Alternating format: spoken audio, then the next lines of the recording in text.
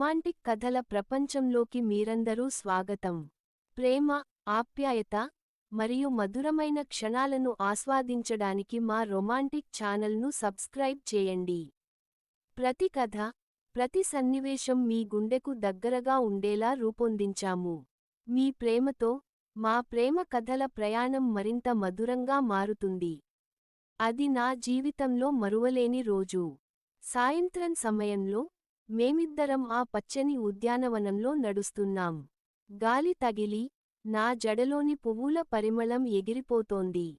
అప్పుడు అతను నా వైపు మెల్లిగా చూసి, నా చేతిని తన చేతిలోకి తీసుకున్నాడు. "నువ్వు నాకు ఎంత ముఖ్యమో తెలుసా?"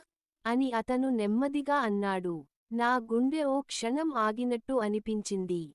ఈ మాటలు వినడమే ఒక పెద్ద అనుభూతిగా అనిపించింది.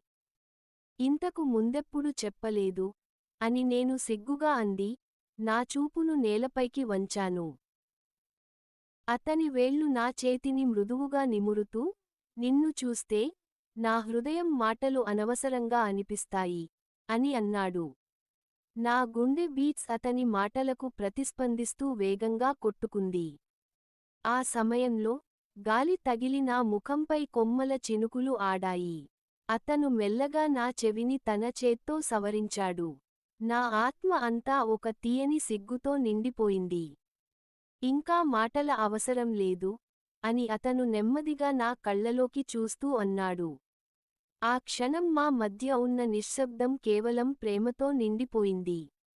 ఆ నిమిషం నా జీవితంలో ఒక తీయని జ్ఞాపకం అయింది. అతని కళ్ళలో ఆ చూపు, నా గుండెల్లో ఆ ప్రేమ ఎప్పటికీ నిలిచిపోయాయి. మా ప్రేమకు మాటలు అక్కర్లేదు, ఆ నిశ్శబ్దం చాలు. ఆ రాత్రి గది లోపల చీకటి కమ్ముకుంది, కానీ మా మధ్య ప్రేమ వెలుగులా ప్రకాశిస్తోంది. అతను నెమ్మదిగా నా దగ్గరికి వచ్చాడు. నా గుండె బీట్స్ అతని స్పర్శకు మరింత వేగంగా కొట్టుకోవడం మొదలుపెట్టింది. అతని చేతులు మెల్లగా నా భుజాలకు చేరాయి. "నువ్వు అద్భుతంగా ఉన్నావు" అని అతను నెమ్మదిగా అన్నాడు. నా సిగ్గు నా చెంపల మీద ప్రతిబింబించగా, అతని చేతులు నా చీర చివరను ఆడించాయి. నెమ్మదిగా, ఆ చీర కోరకుంటా కిందకు జారింది, నా శరీరాన్ని చుట్టిన దాని వెచ్చదనాన్ని విడుదల చేస్తూ. అతని చూపు నెమ్మదిగా నా మీద పడి, ఒక్కసారిగా కౌగిలించుకున్నాడు. నాకు ఇంకా ఫీల్ ఎక్కువయి, నేను కూడా చటుక్కున వాటేశా.